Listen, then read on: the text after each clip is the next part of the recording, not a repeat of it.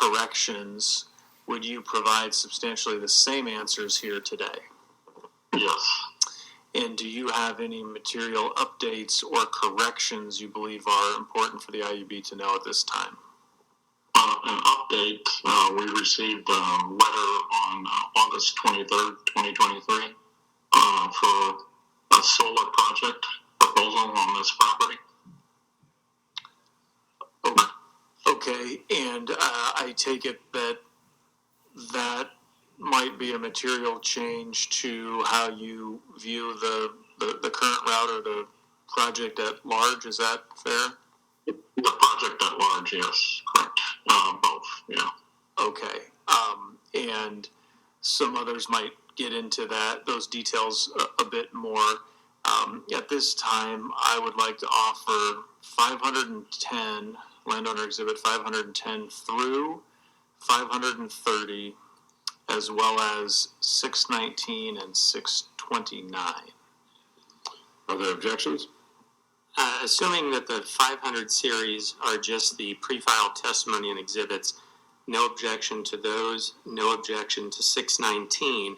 We do have an objection to 629, which was filed just this morning, and frankly is just supplemental direct testimony. It's just 6 additional pages of Q&A explaining some of the various exhibits, and to the extent those exhibits were pre-filed, there's no reason that testimony could not have been part of the direct examination.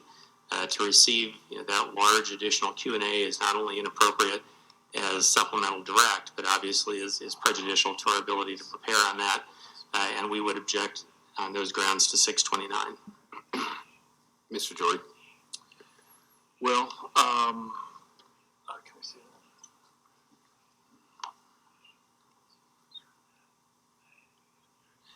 Yeah, what I take this to be, and I didn't help Mr. Graham prepare this, what I take this to be is him being more specific, I think, based on testimony that's occurred relative to the type of soil, Summit not being familiar with that type of soil, so it looks like it's giving some more specific and potentially explaining his opinions relative to testimony that Summit offered in the interim time period.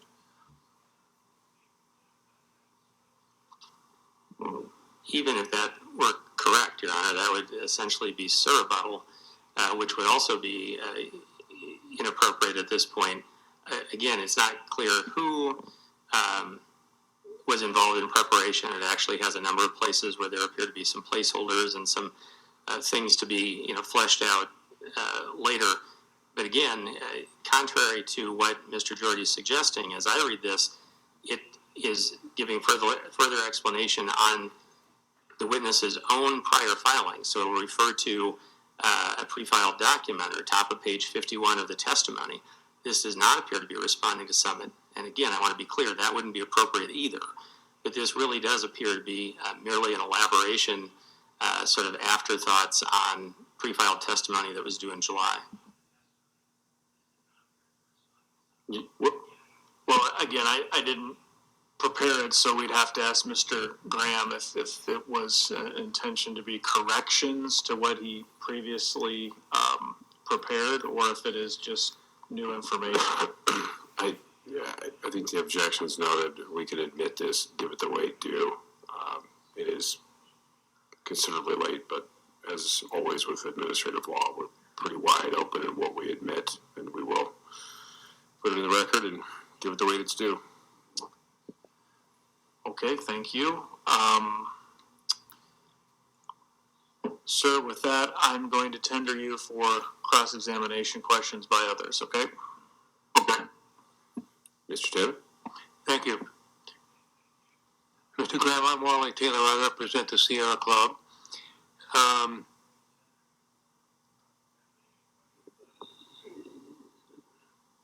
Explain, first of all, what Graham Ag LLC is. I'm sorry, I got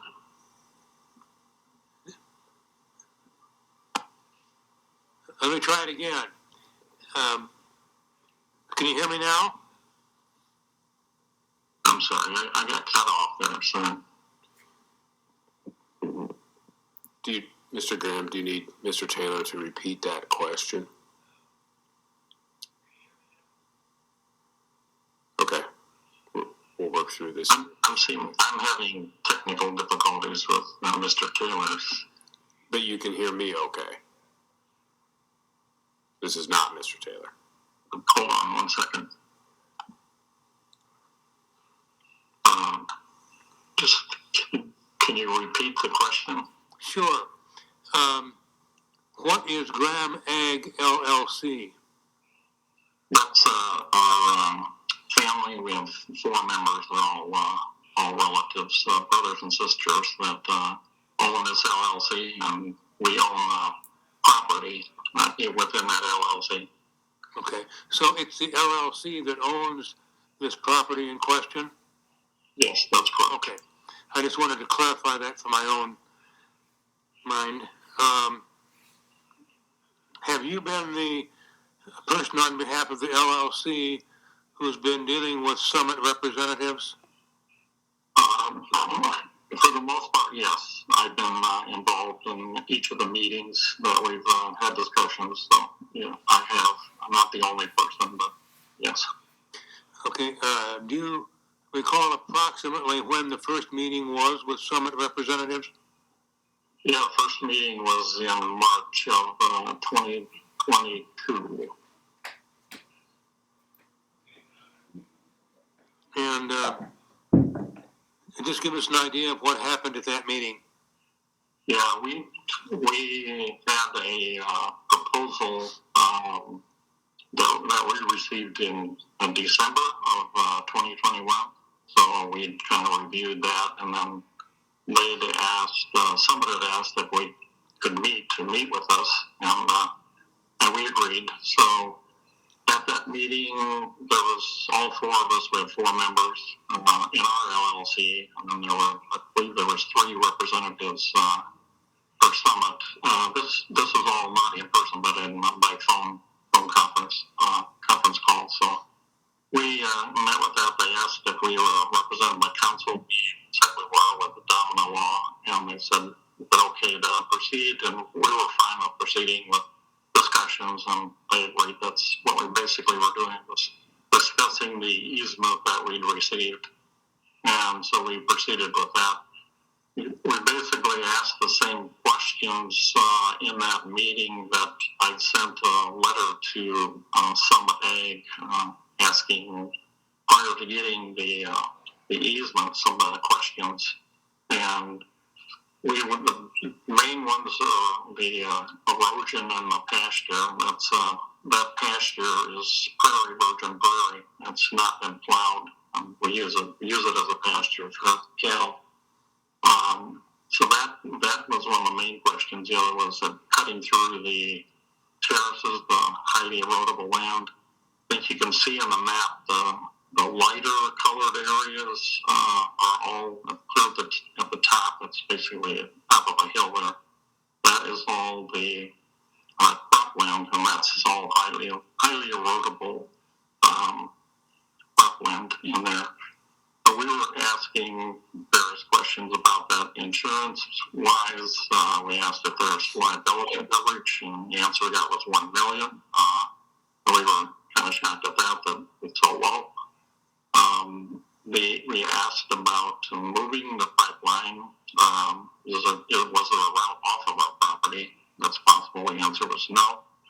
We asked if it could be moved to the eastern side of the property as an alternate route, and the answer was no on that also. And last week, we'd asked if we could bore through this pasture hillside that goes up from the road. You can see the road along the southeastern part of the property there, and if they could, because they are boring under the road there, we asked if we could bore up to the cropland at least, and the answer on that was also no. So you said there was virgin prairie. Would the pipeline cross that virgin prairie? Yes, that's correct. Up from the River Road, you can see that it crosses up to the lighter area where the cropland is, that's all virgin prairie. Okay.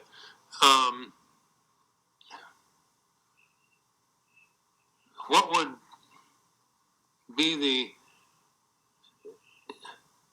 effect of that virgin prairie being caused by that pipeline? We don't, well, a lot of things. We think that it creates a lot of problems. One of it, destruction of virgin prairie. Iowa has less than 0.1% virgin prairie left. The other one is, if we pull up some exhibits, I can show you some of this. If you go to exhibit 511, there's some, I think the easiest way is to show you some photos of what this looks like now. And possibly I can describe what it might look like by basically putting a pipeline through there, 100-foot easement through. So you say exhibit 511? Yeah, yes. Can we put that up?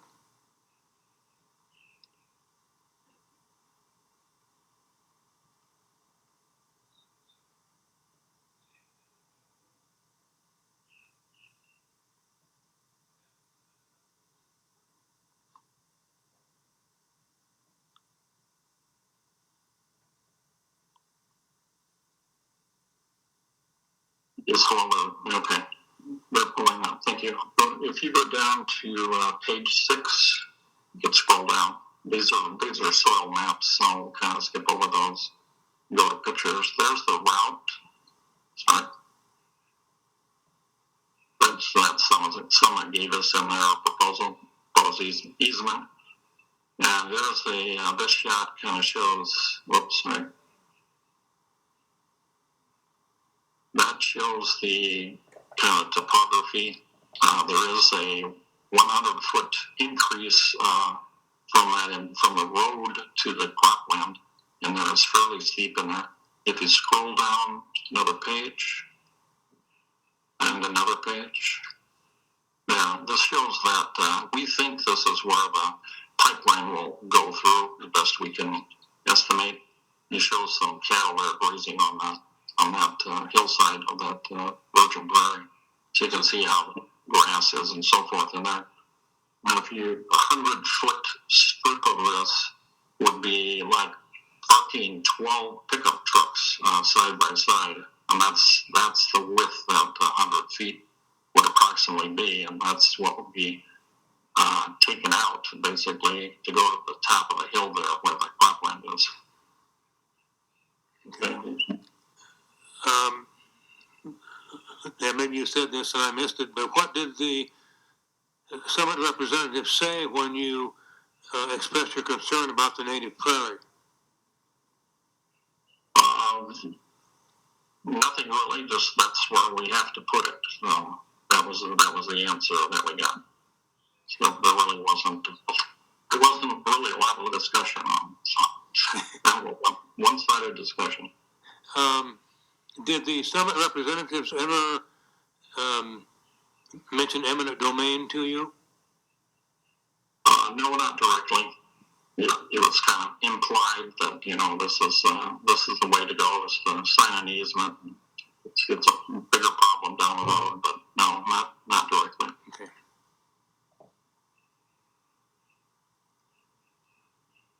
This, if I can try to picture this better for you. That 12 trucks parked side by side. That's 100 feet on this hillside.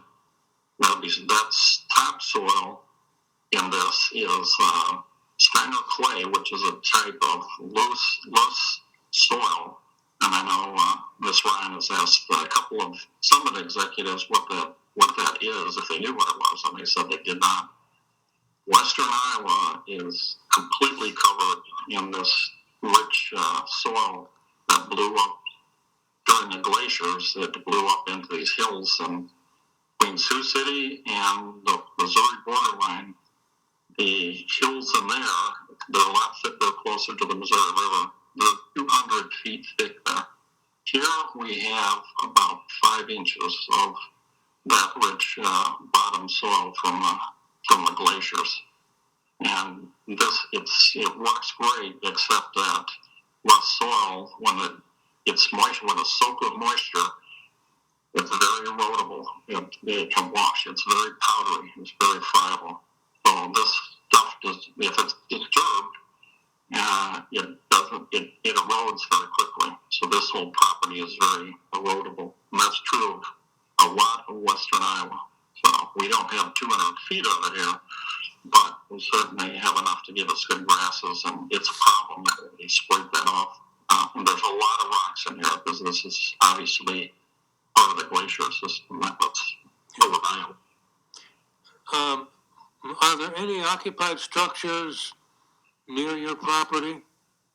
There's not on our property, but on each corner on the southwest side and on the north, and on the southeast side, there are residence properties. And I guess if you want to go back to the map, TMZ map. Yeah, let's do that if we can. I'll point out one. Okay, right there. The far southwest side, there is a homestead there. It's not enough. Yes, over in there, in that corner. So there's a residence there. And if you go to the other side, the southeast side of the property. Up in the corner there? Yeah, it's up here right where the road intersection, where the roads intersect. There's a residence there. The structure that's across the road there, this big white blob, yeah, that is a substation. That is important to the company that's looking to develop solar on our property. We got, as I mentioned, we got a letter after our pre-file on August 23rd that they're looking at our property as a good property. One of the big reasons is that substation. The other is this property, really all of it in red there that you see, it faces south and it slopes south. So that is of interest to them also. So are you looking at making your property available for solar development? We are considering that for several reasons. It's for number one is money. It pays each year, and obviously pay much greater than what someone can or will pay, I guess. And that the other is we think electricity is, of course, is the future, and solar is now cheaper than any fossil fuel that you can possibly have to generate electricity, and that's what they're looking at here on this property. This solar project would have several ratepayers, and with Summit CO2, from what I know, I can only find one ratepayer, and that's the 45Q. That's a matter of getting it to North Dakota and burying it there in the process. So I'm confused on what a utility is. So I thought that it was serves the ratepayers, and this obviously solar on this property would serve thousands or hundreds of thousands of people in Iowa, and be at a lower cost electricity. How firm are your plans to put solar on your property? It's new to us, really, since obviously August 23rd. So we're still not negotiating, but talking with the company to find out more on what their plans are and what needs to be done. And really, there's two companies involved. There's the power company and the actual solar company itself. So we're pretty new to this. But is that something you really expect to have happen? Yes. As of a week ago, a little correspondence with them, and I said, "Yeah, we're still looking to do this." You know, it may be a year before they get plans and things in place because they have to coordinate with the power company. I think you said that Graham Ag has 4 members. Are you all in agreement that you don't want this pipeline across your property? No, not totally. There is a difference in opinion on that, so I'll have to say that quorum is in agreement that we don't want it across the property. Okay. Thank you. That's all the questions I have. Okay.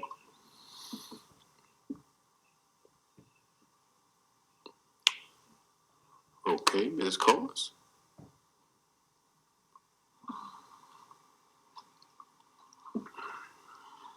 Good afternoon, Mr. Graham. Jean Colas, Colas Farms. You mentioned that you had several land terraces. Can you? Is there a map that you've sent as an exhibit that could show us where they are? I'm sorry. What is? Where the land terraces are? Yes. If you would pull up exhibit 529, please.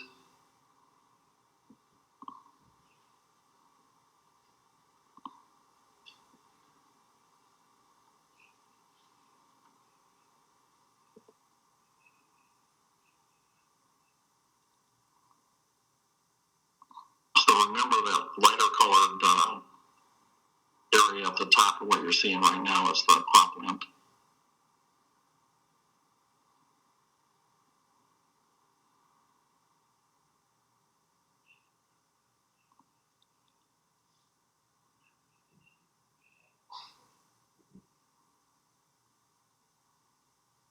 Yes.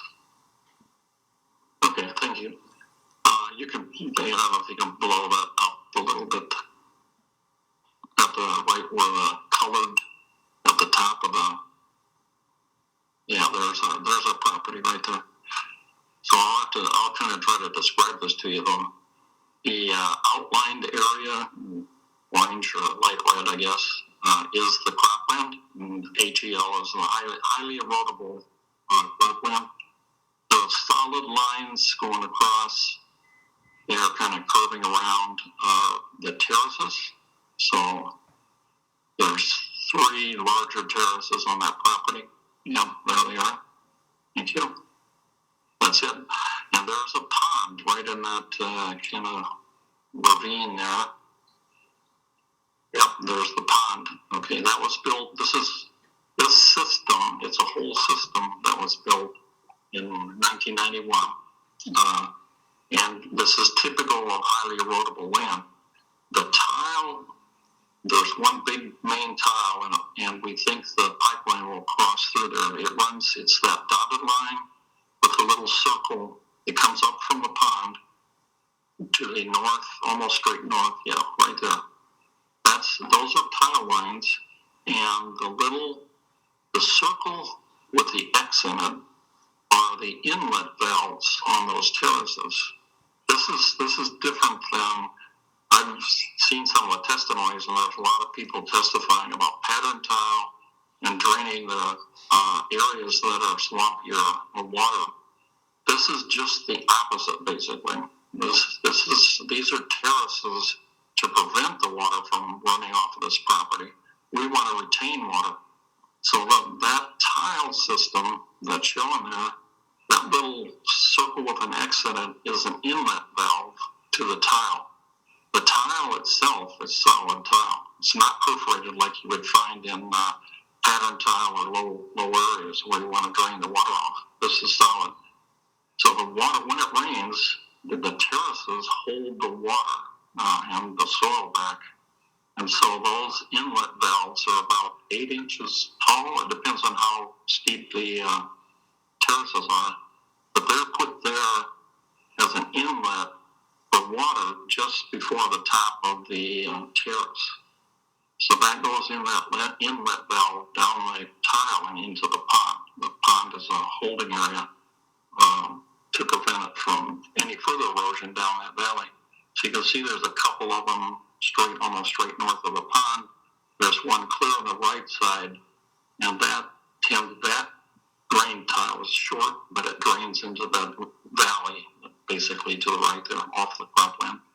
So that's our system. And the pipeline come cutting through here, what we can tell, it looks like it might cross that lower, the closest inlet valve right there above the pond. It looks like that pipeline might cross there. So we're concerned about damaging that tile, for number one, and our discussions with the engineer, this was the second meeting with Summit, I asked the question, I said, what is the damage or what happens when you cross this tile? How do you fix it? And he explained how they repair the tile. And I said, so what's your failure rate? Question I asked is, what's your failure rate on tile as far as repairing it and then having to go back and fix it? And he said he didn't know that, but he would find that out. He said the failure was not in where they repaired it, but it was in the travel lane of where the heavy equipment goes and putting the pipeline in. So that compaction of the soil above the tile would often, I don't know if often, but he basically didn't say, and that's what I wanted to know was what the failure rate for, repairing the tile, crushing that tile might have been. The other thing is that pipeline running through just to the right side of the pond. Well, if that pipeline is abandoned, as according to the easement that Summit can do, now we have a pipeline in there that will rust, and that pipeline of steel will rust through. Now it'll act like a tile in our system here. And we don't want water running off of this property, draining it from our subsoil, subsurface. It will dry out what we're trying to keep there, but also it would lower this water table in this pond. And that pond is used for water for cattle. And we certainly don't want that to happen. So these are concerns. These are risks we feel take place on that piece of property, on that cropland up there. The pasture land, what I showed you a picture of, that steep hill, it's about a 30% slope. So we can't drive vehicles. We don't drive machinery and stuff up this hill. And if you strip that 5 inches of soil off, it's going to get mixed with clay. You can put it back. It's not going to be the same as it was when it was taken off. I don't know. It doesn't matter how good you really are running a bulldozer. You just can't do it. There's too many rocks and other things in this process. So our question has always been that how are you going to repair this 30% slope in this virgin prairie pasture? The answer we got back was a copy of the AIMP. I believe that's Agriculture Mitigation Impact Plan. So that, in that plan, it doesn't specify. So we wanted, the questions have always been, on the 3 meetings we've had with Summit, is specifically, how are you going to repair this? The engineer that we had in the second meeting said that he would find out. That's one of the questions that we left after the meeting, that he would get back to us on. We haven't heard anything on that either in that process. So we're greatly concerned about this erosion. And you put a pipeline through there and you get heavy rains, this rust soil will wash out very quickly if there's not good coverage in it. And that's why we're asking the questions. We couldn't figure out how they're going to stabilize the soil on that steep of the hill. Whether you put down mesh or other types of barriers, we don't know. There is mesh, you can do it. I suppose you could sod it, but you'd have to stake it down. If you put mesh on that, now if we run the cattle across there, they're going to walk on that mesh. They'll get it in their hooves, and now we have other problems with the cattle having swollen feet or infected. So this is a big problem running across there. The other is this is a steep hill. If this pipeline leaks, even if it leaks, up in this cropland area, the CO2 being heavier in air will go right over the pond. It'll not only kill all the living stuff in the pond, it'll probably make it not consumable for cattle either. Carbonic acid would probably be too high for it. We don't know, but we view that as a big concern also.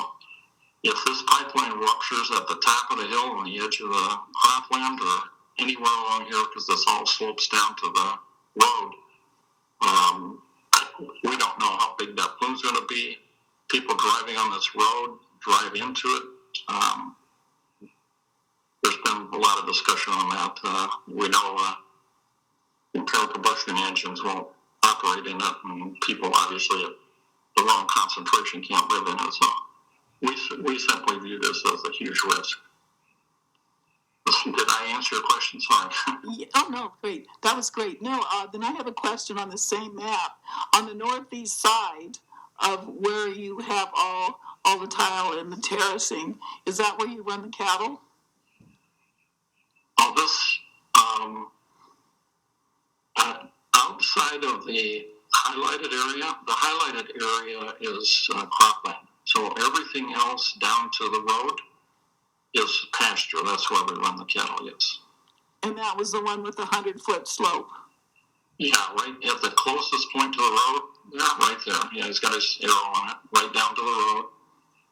That's where we estimate the pipeline will go. And that's one of the steeper places. The steepest places are in the ravines, like to the right of that, right up that ravine. Those hillsides will be the steepest. So the ravines have the steepest slope in it.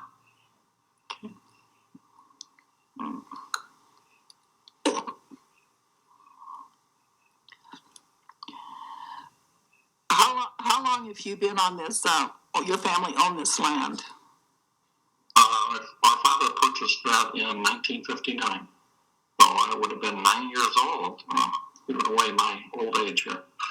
But I can tell you there's, I think I hit every rock in that hillside where they want to put the pipeline from sledding and tobogganing down it. I know there's a lot of them. Is your family still farming that land?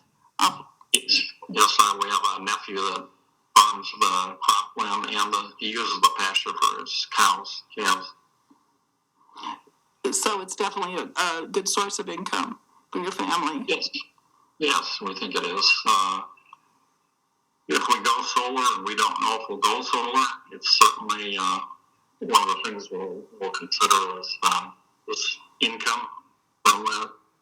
The problem with having the pipeline, Summit's pipeline, potentially go through there with eminent domain on it.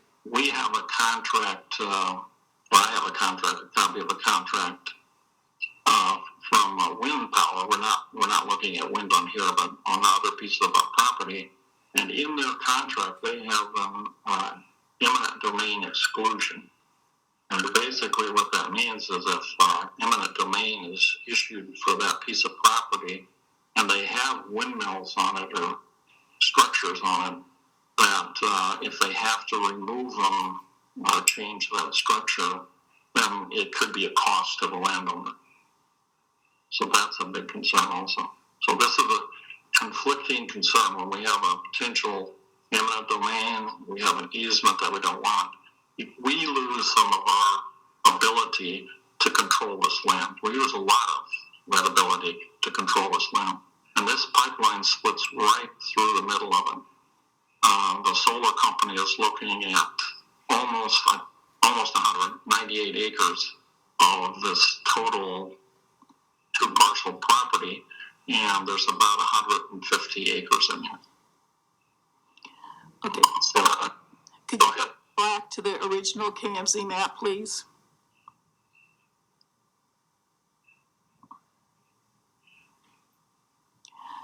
Okay. It appears that you have a lot of greenery or forested area on the diagonal on your land. What exactly am I looking at here? You're looking at the darker colored area? Is that what you're? Yeah, it's kind of red, and it looks like the proposed pipeline cuts through there almost in the middle. I'm wondering what the shaded area is. Is that forestry? Or No, that's all pasture land. That's all native prairie land. It's just they're darker. You can see the ravines. They kind of go up in there like a finger. So at the pipeline, if you go about halfway in that ravine, at the very point of it, that's the pond that I was talking about. okay, Right there. Yes, right there. Thank you. thank you. No further questions. Thank you. Thank you. Ms. Hike? Hello, Mr. Graham. I'm Chris Hike. I'm a landowner as well. Hello? Hello. You mentioned earlier in your testimony about insurance. Could you clarify what you discovered about your liability insurance? Or...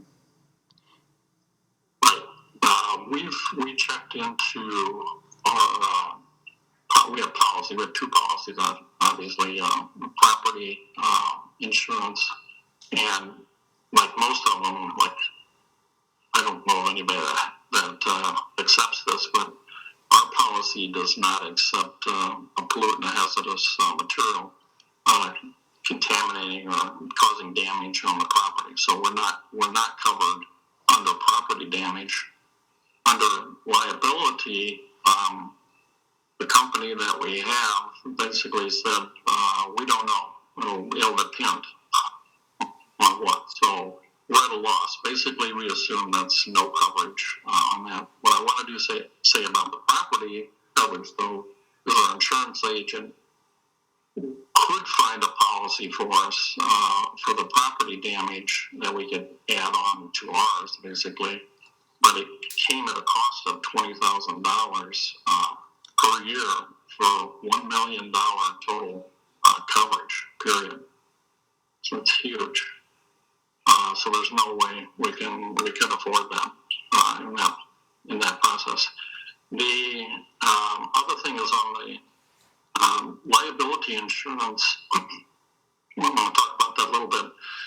Yes, if you could pull up Exhibit 521, please.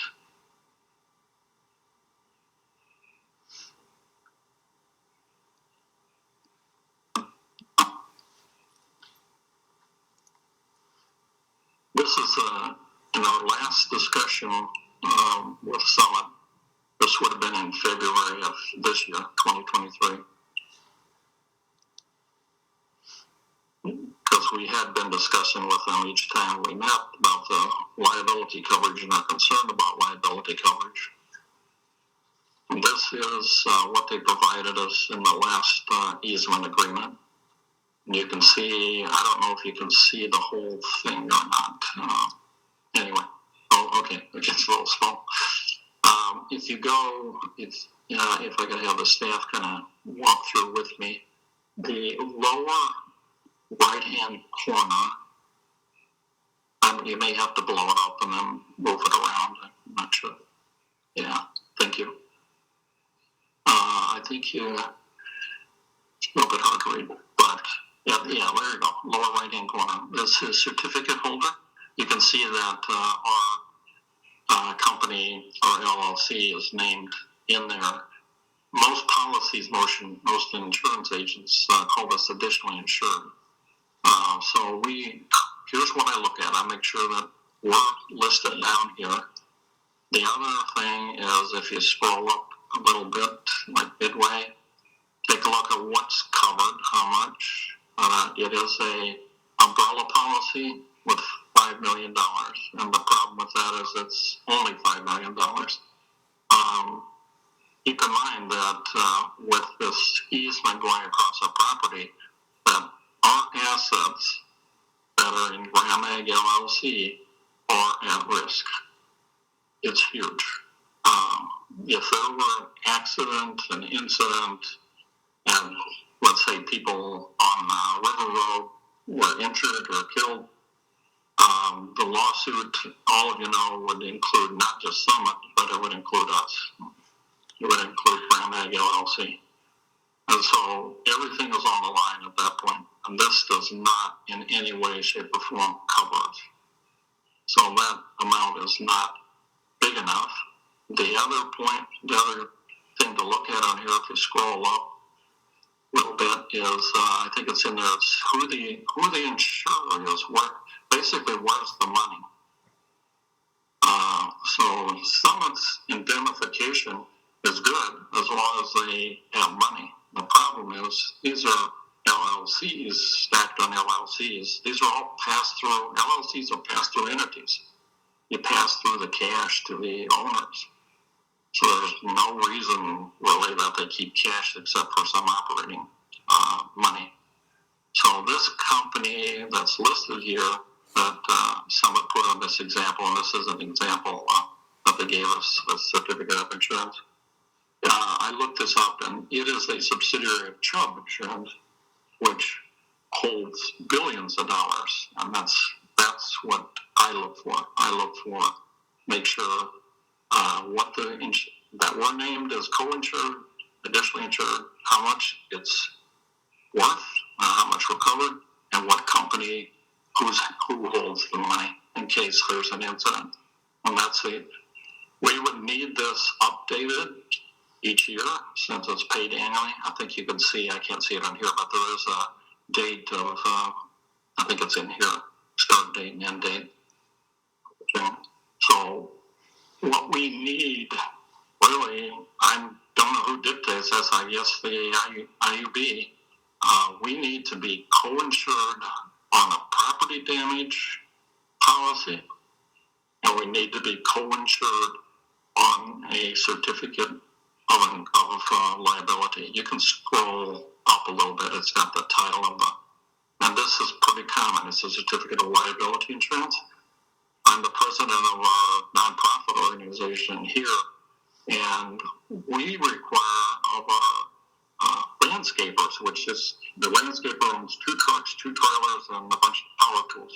We require $5 million of the landscaper to have a certificate of liability, so that we're covered in case of accidents, incidents, whatever might happen. We carry insurance ourselves, liability at Graham Ag LLC, but we're pretty confident that we're not covered under that. We're covered under normal farm operations. That's it. And the pipeline, compressed CO2, hazardous, supercritical carbon dioxide going through it, is not something they insure under our policy. So that's why, really, so my whole thing here is that I'm pointing out lots and lots of risk here, and what's happening is my eminent domain, you're forcing those risks onto us as landowners. And so we need that risk taken away, period. And that's been our theme all the way through. And we've not gotten to that point with someone and doing this. So, sorry, that's kind of long explanation. Thank you. Also, what are your concerns about infringements on your personal property? Repeat that again, I'm sorry. I said, so what are your concerns on your infringement on your personal property? Well, like I pointed out before in the cropland, if there were a leak, that would at probably minimum damage the pond up there. And if it's a rupture, you saw from Mississippi, from Sapercha, that it not only blows a big hole in there, it basically freezes all the ground around it. So you're going to kill your bacteria in there.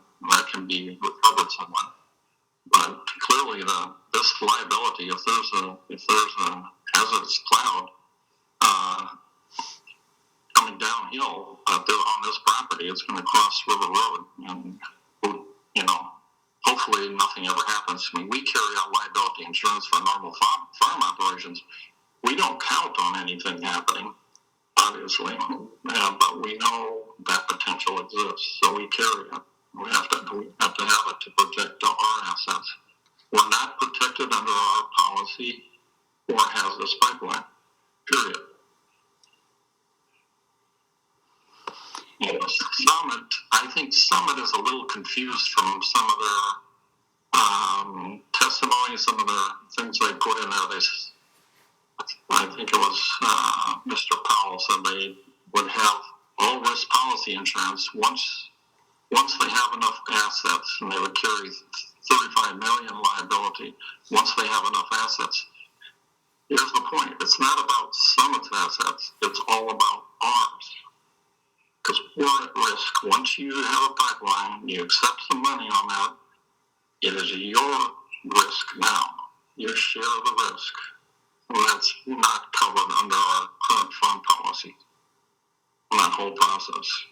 So I don't know if I can make that any clearer or not in the whole thing. So it's really, I guess I'm asking, IUB needs to dictate, because I understand in the Dakota Access permit, they require Dakota Access to have 25 million in general liability. Now, whether that forced them to include the landowners as co-insured or not, I don't know. If we're not co-insured as a landowner, if we don't have a certificate like this as a co-insured, it really doesn't mean anything. We're not insured then.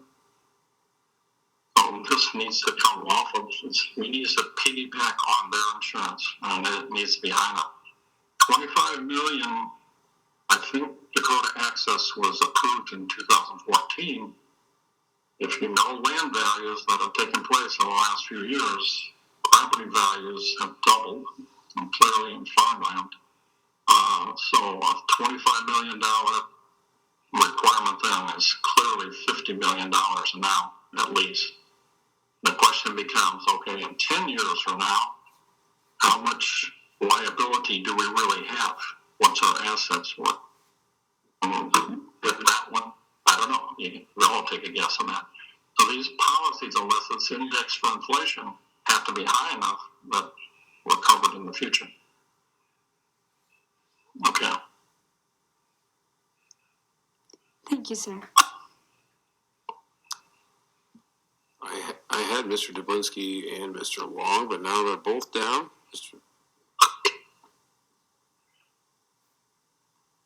You done? Yeah, go ahead, Mr. Long.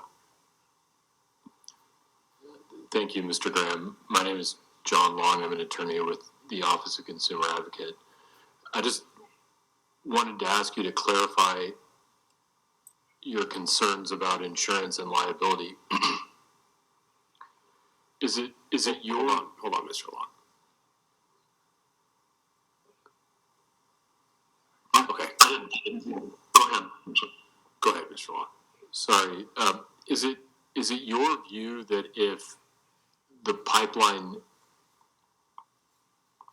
leaked, you would somehow be liable for damages to third parties caused by that leak? Yeah. Here's the basic question. If there's a problem, you're all attorneys, who are you going to sue? You know you're going to sue someone, but you're also going to sue the landowners because there's an easement going through your property. Why wouldn't you? Okay, my next question, I believe you referenced the indemnification provision that Summit offered for voluntary easements. Now, I understand, obviously, you haven't signed for a voluntary easement, but would it be beneficial, in your view, to require Summit to provide that same indemnification agreement to the owners of land if the board approved the project and if there were eminent domain? Well, let's see if I can make that clear. That indemnification is as good as Summit. So, with the problem is where are the assets? The pipeline, the easement, but so far Summit's not gotten anybody to sign on board to transport any of their materials. The ethanol companies don't even have any capital in this project. I mean, where do you go for the capital? Where do you go for the money? Does Summit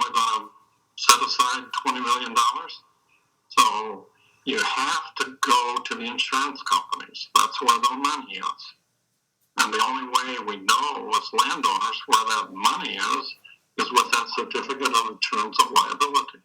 We have to know it's being paid for. I'm not sure how else to say that. Okay, I think I understand. I just want to clarify. So is it your view that the Utilities Board should require Summit to maintain liability insurance? I believe you mentioned Dakota Access. Yes. As I understand, they required, when that was permitted, they required Dakota Access to carry $25 million. Now, what I don't know is if landowners were additionally insured on that. So just to require $25 million that a company carries, they're only covering their assets in case of a lawsuit. It doesn't cover the landowner that you're trying to join in this process. So our assets, we can't pass through land. We can pass through cash, but we can't pass through land. And that's what the value is in the landowners. It's in the land. So it's held within that LLC. Ours is held within it. We can't pass it through. So if we're sued, guess where you go? You go to force land sale. Yeah, you can force Summit to sell the easement, but if it's not worth anything, what do you do? So do I understand this last point to be that it's important to you that the board check the terms of the insurance policy to make sure that it will properly protect landowners?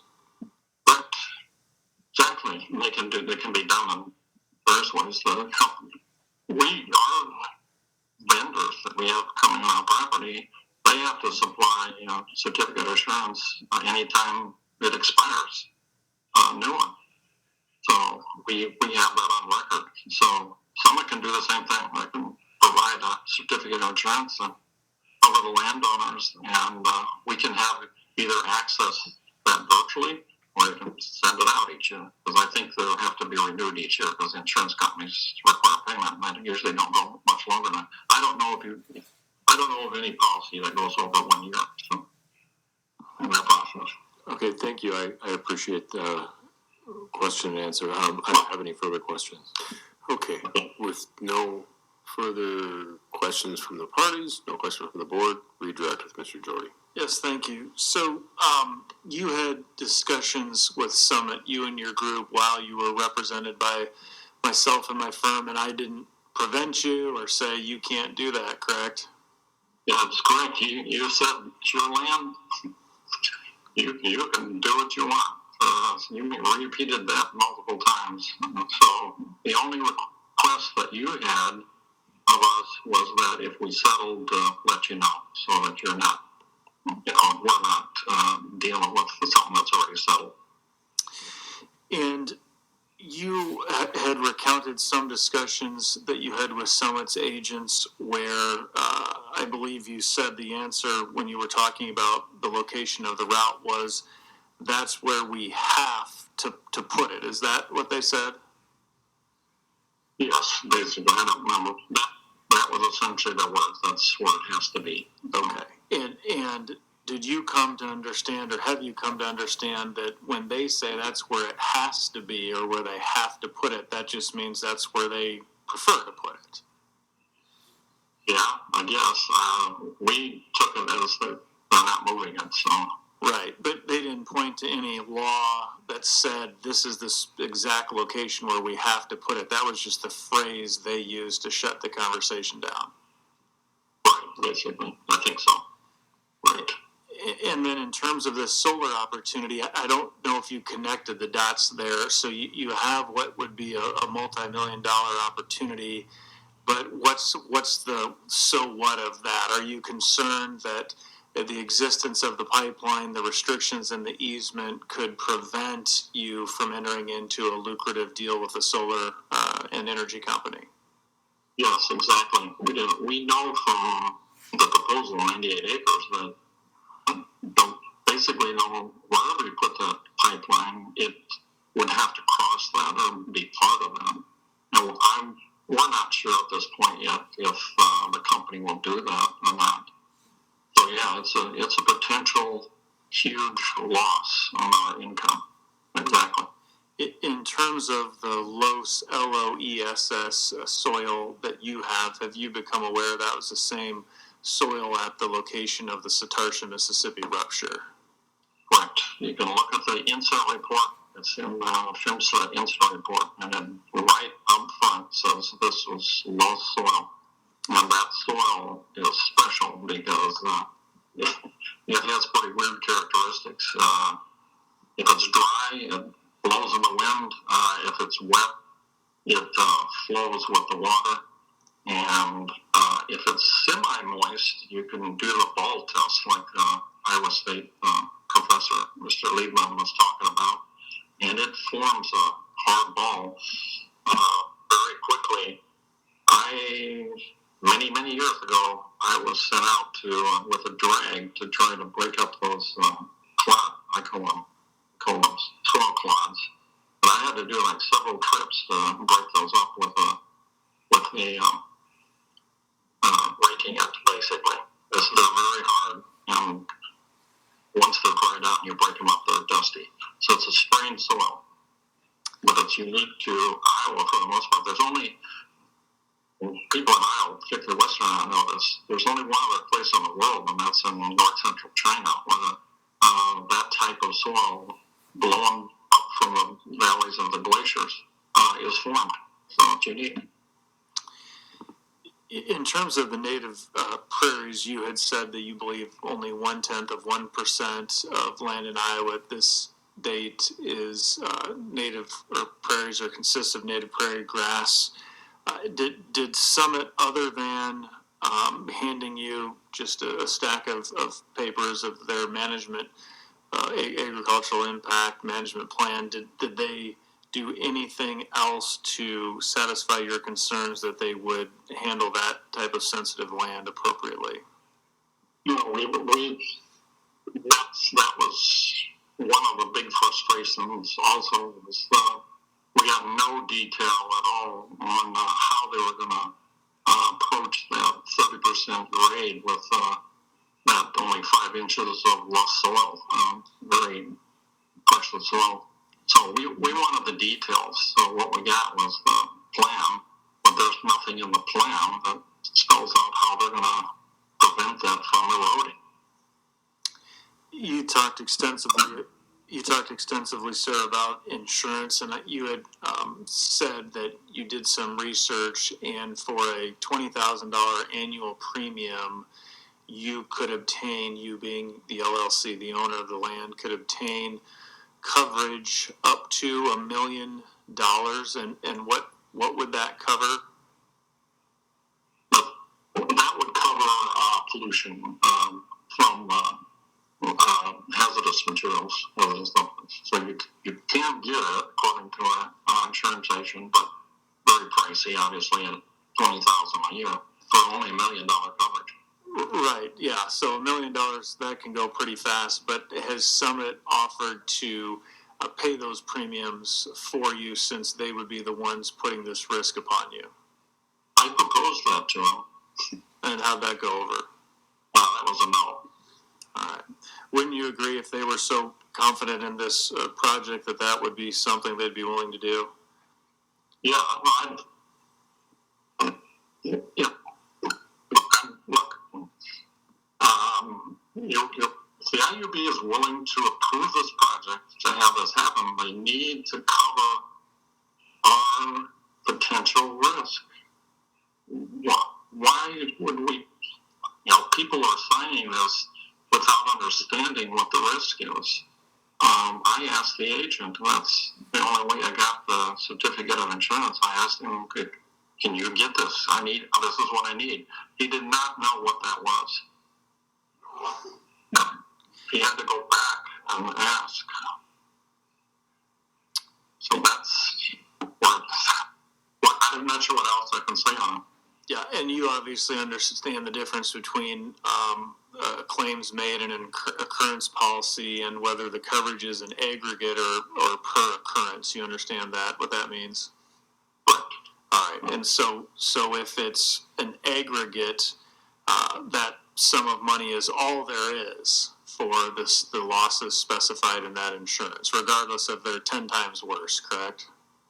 Exactly. And then if the settlement of the lawsuit is greater than amount, guess where they go?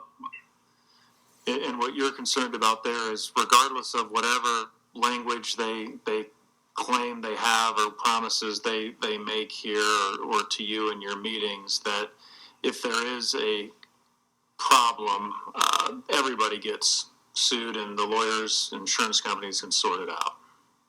You have a whole room full of lawyers there. I don't know. Can you all agree if that's what will happen? That's what I've seen. So, but exactly. So it's a huge risk. All right, sir, I appreciate your testimony. I don't have anything further. Thank you, Mr. Graham. Thank you. Mr. Jorde, we typically try to take a break around 3 o'clock. Do you want to try to start, Ms. Swan? We sure can. Okay.